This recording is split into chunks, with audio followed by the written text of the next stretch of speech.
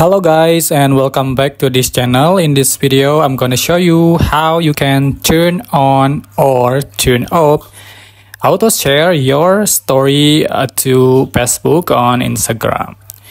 So first you can select add story to make the story. Okay, before you select your content, you can click the setting button at the top right corner and then select story.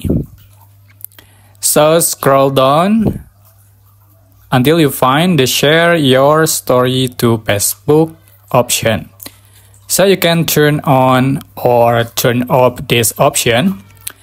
If you turn on this option, your story you post will automatically share to your Facebook account. But if you turn off this option, your stories you post will not automatically share to your Facebook account. Okay, so that's how you can turn on, turn off, auto share the story to Facebook on Instagram. I hope this tutorial was helpful for you. Don't forget to like, comment, share, and also subscribe. Thank you so much for watching.